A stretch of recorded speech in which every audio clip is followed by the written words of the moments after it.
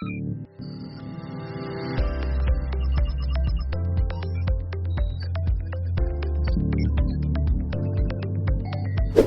students! Welcome back!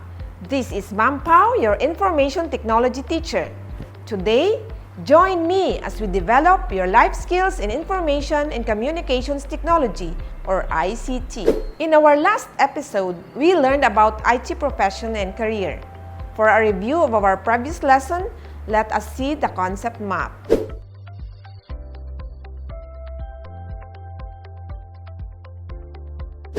Computer professionals are individuals who have specialized knowledge and skills in the use of computers and information technology. Certification is the process of verifying that a person has the required skills, knowledge, and experience to perform a specific job or task. Industry jobs are positions that are offered by companies in specific industry. Job hunting is the process of searching for a job. I hope that our recap keep you on track because our next lesson will show you more interesting and helpful things which you could use in your chosen course someday. If you want to go back and watch our previous episode, all you need to do is go to our YouTube channel and don't forget to subscribe as well. But before we proceed with our discussion, let us look into the learning outcomes of today's session.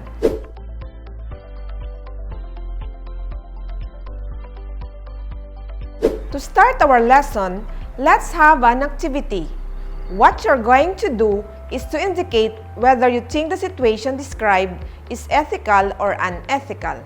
Is that clear? Okay, let's start. Let us see situation number 1.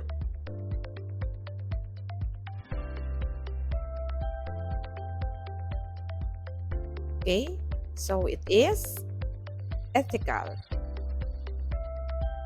How about situation number 2?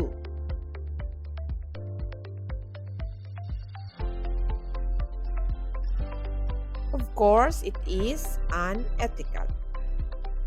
Next, situation number 3.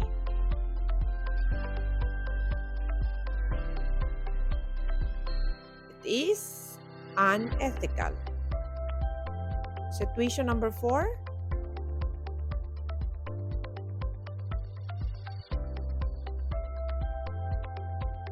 Obviously, it is unethical. And situation number 5.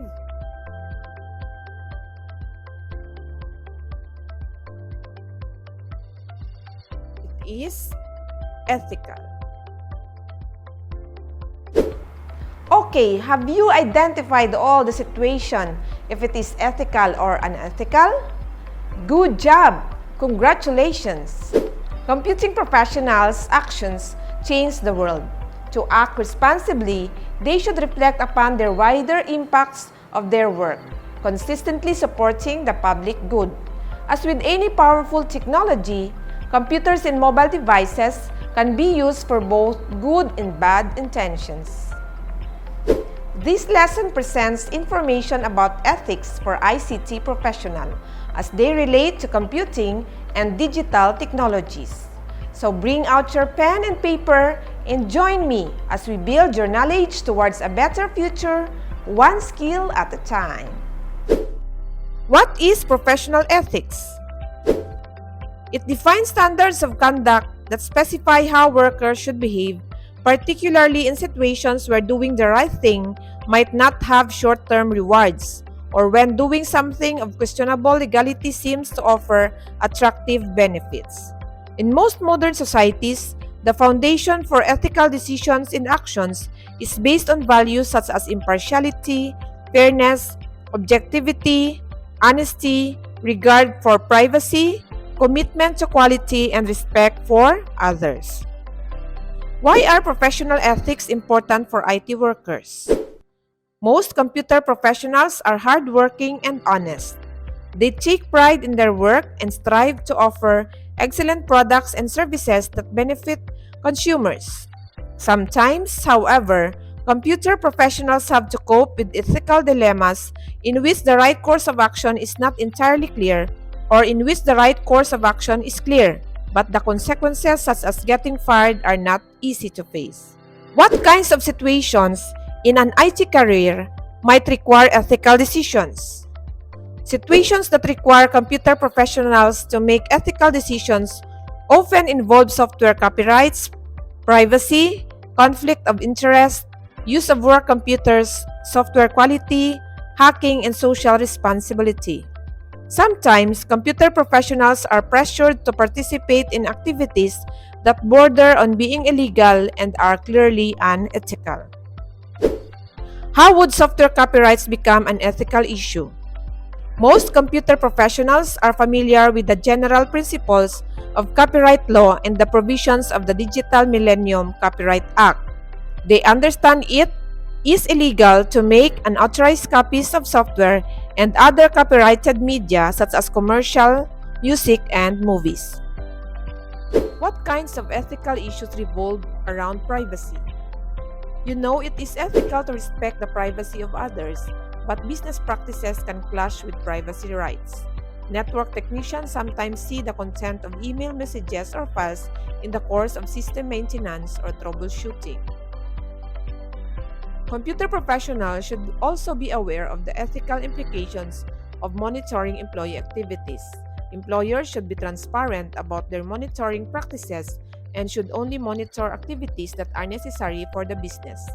Employees should be informed of the monitoring and given the opportunity to opt out if they feel uncomfortable with it. Can I get into trouble using my work computer for personal activities? When surveyed, a majority of computer professionals admit that they see no problem using their work computer for personal activities as long as it has no adverse effect on the employer. Using work equipment for personal activities can be seen as a breach of trust and can lead to disciplinary action. It can also be a security risk, as personal activities can introduce viruses and other malicious software into the workplace. It is best to use your own equipment for personal activities. Why should I get involved in hacking? Hacking can be a great way to explore the world of computer science and security. It can be an extremely rewarding experience that provides insight into fields such as computer programming, cryptography, and system administration. Additionally, it can be a great way to meet people who have similar interests and to become part of a larger community of hackers who can offer advice and support. Finally, when done responsibly, hacking can be a great way to track down weaknesses in systems and software and learn how to protect them from future attacks. Am I responsible for software quality? Most computer professionals believe that software should be thoroughly tested to produce the most reliable and accurate product possible. Software development is an incredibly complex undertaking. Bugs are virtually impossible to completely eradicate, so most companies have policies that guide developers on the number, severity, and type of bugs that are and are not acceptable when the software ships to customers. Although developers, managers, and marketers are supposed to be governed by these policies, software testing cycles are sometimes cut short when deadlines loom. How do I make ethical decisions? Ethical decisions that you make on the job can have long-term consequences for your career and lifestyle, so it is important to approach these decisions seriously. Take time to think about your situation before responding or taking action. With the facts in hand, list your options and consider the advantages and disadvantages of each one. For help in defining and evaluating your options, you can use strategies. First, talk to people whose judgment you respect. Next, consider what the most ethical person you know would decide to do. Then, think about what you would do if your actions were made public. Next, look at the problem from opposite perspective. And finally, consult a code of professional ethics. The ACM Code of Ethics expresses the conscience of the computing profession, and it affirms an obligation of computing professionals, both individually and collectively, to use their skills for the benefit of society. The code provides a framework for ethical decision making in the practice of computing. It consists of 3 core values and 5 principles that help inform computing professionals' decisions when faced with ethical dilemmas. The core values are: first, respect for others; next, integrity and professionalism. And the 5 principles are: number 1, respect the privacy of others; number 2, promote fairness; number 3, respect intellectual property; number 4, respect access to computing resources; and number 5, avoid harming others. Most codes of ethics are created for specific career fields such as medicine, accounting, or IT. Let us have a closer look on the 10 commandments of computer ethics. Commandment number 1. Thou shalt not use a computer in ways that may harm people. Words can be hurtful even if they are typed and not said. Do not use your computer to hurt anybody in any way. Many times, things we type can hurt somebody's feelings, so make sure you are not using your computer to say things that you wouldn't say to the person if you could see them. Commandment number 2. Thou shalt not interfere with other people's computer work. You need to be responsible with your computer and internet usage. Do not use your computer or internet privileges to get in the way of or ruin others' hard work in any way. Do not delete files that do not belong to you. Do not edit or change another person's work without permission from that person. Commandment number 3. Thou shalt not snoop around in other people's computer files. You should never go into another person's emails or personal files without permission from that person. Emails are private conversations and are only meant for the person who the email is being sent to. Files on somebody's computer are also private and should not be looked at without permission. Commandment number 4. Thou shalt not use a computer to steal. Do not use your computer to break into personal files of another to take something that doesn't belong to you.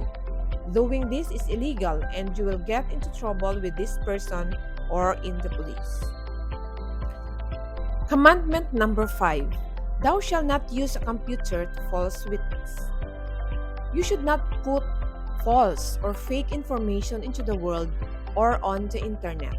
The internet is a place where many people go to find information.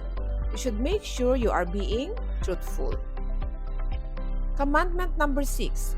Thou shalt not copy or use proprietary software for which you have not paid. Do not download or save files that you have not rightfully paid for. This includes music, movies, TV shows, art, etc. There are a lot of illegal sites out there that let you download and take software and other documents without paying for them. Do not ever do this. You can get in major trouble and even have to pay a fine or go to jail. Commandment number 7. Thou shalt not use other people's computer resources without authorization or proper compensation. Never use a program without paying for it. Before putting a program of software on your computer, make sure you have the permission of the company and that you have paid for it necessary. Commandment number 8. Thou shalt not appropriate other people's intellectual output. Do not use your computer or the internet to take another person's work, like report, article, research paper, etc., and use it as your own. This is called plagiarism and it is illegal. Commandment number 9. Thou shalt think about the social consequences of the program you are writing or the system you are designing. If you design something to be put on the internet or for others to use, think about what could or might happen. Could anything bad happen? If the answer is yes, think about how you avoid the bad things or make them less likely to happen. Commandment number 10. Thou shalt use a computer in ways that show consideration and respect. This is the biggest commandment to remember. Always use your computer and internet sites in a way that is respectful to both yourself and others. Do not post hurtful or harmful words. Always remember that others can see what you put out there on the internet. Treat others in the way that you would want to be treated. How should I apply codes of ethics to my situation? A code of ethics can provide guidelines, but it might not offer ready answers to every dilemma that arises in the course of your career. When confronted with a difficult ethical decision, you should consider ethical guidelines, but also consider the policies of your workplace and relevant laws. Students, now that we have discussed professional ethics in ICT, it's time to have a short review. You will have 3 seconds to answer the following. Are you ready? Let's begin. Question number 1. Jules has walked away from a computer lab without logging off. Trish sits down and still log in as Jules. Sends inflammatory email messages out to number of students and posts similar messages on the class news group. What commandment was described in the situation?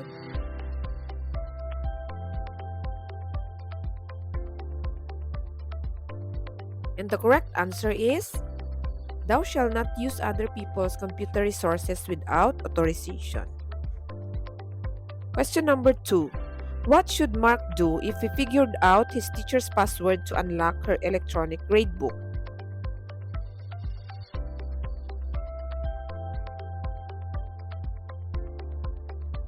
And the correct answer is, tell the teacher so she may change it.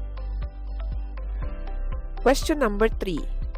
A secretary on the campus has been requested to give her staff password to her supervisor. The supervisor would like to check the secretary's email when she is not at work to see if department-related mail is coming in. The secretary is not comfortable giving her password to the supervisor but is afraid to say no. What commandment was described in the situation?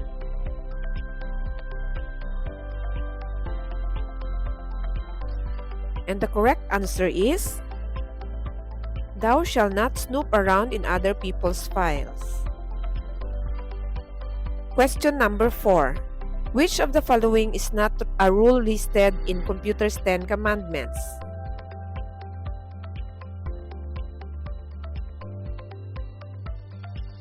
And the correct answer is, thou shalt not use a computer to cyberbully. And question number 5, which of the following values should guide an ICT professional? And the correct answer is, all of the above. Students, how many scores did you get? I am sure you got high score in this activity, and because of that, good job and congratulations. You often can complete tasks using technology in multiple ways. Figure out how to perform the task described in these exercises by using one or more resources available to you. As what we have mentioned a while ago, we need to protect our personal information online. Okay, so let us try to evaluate your electronic profile. When you make purchase online, click advertisements, follow links, and complete online forms requesting information about yourself if you are adding to your electronic profile. While an electronic profile may help business guide you towards products and services that are of interest to you, some people view them as an invasion of privacy.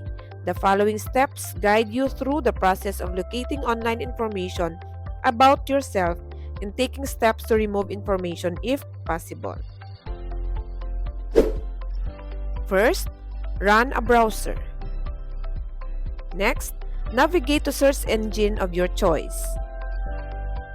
Then, perform a search for your full name. Next, in the search results, follow a link that you feel will display a web page containing information about you. If the link destination does not containing information about you, navigate back to the search results and follow another link. Next, evaluate the web page that contains information about you. If you wish to try removing the information, locate a link that allows you to contact the site owner or automatically request removal of the information. Next, request that your information be removed from the website. Some websites may not honor your request for removal. If you feel that the information must be removed, you may need to solicit a legal advice. Then, if the search results display information from an account you have on an online social network such as Facebook or LinkedIn, you may need to adjust your privacy settings so that the information is not public. If privacy settings do not allow you to hide information, you may need to consider deleting the account. Next, repeat steps D to G for the remaining search results for the search engine you use. Search for other variations of your name. Use your middle initial instead of your middle name. Exclude your middle name or consider using your nicknames instead of your first name. And use other search engines to search for different of your name. Some search engines uncover results that others do not. Next, if you have an account on an online social network, navigate to the website's homepage and without signing in, search for your name. If information appears that you do not want to be public, you may need to adjust your privacy settings or remove your account. And lastly, follow up with requests you have made to remove your online information. Exercises. What personal information have you uncovered online? Did you have any idea that the information was there? What additional steps can you take to prevent people and businesses from storing information about you? Congratulations, students! You have successfully evaluated your electronic profile. Good job! You can often solve problems with technology in multiple ways. At this time, you're going to determine a solution to the problem by using one or more resources available to you. Describe your solution along with the resources used in a brief report format like Microsoft Word. Submit it in our Google Classroom. Congratulations, students! You have found a solution to a given problem. Good job! Now it's time for you to write your reflection.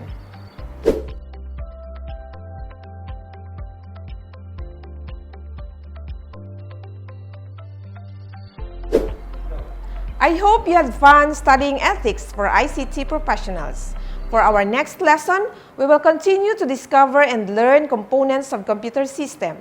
You can still watch the replay of this episode on YouTube. Have fun! Once again, this is your IT teacher, Ma'am Pao, saying, quality education will be achieved when one is eager to learn and innovative.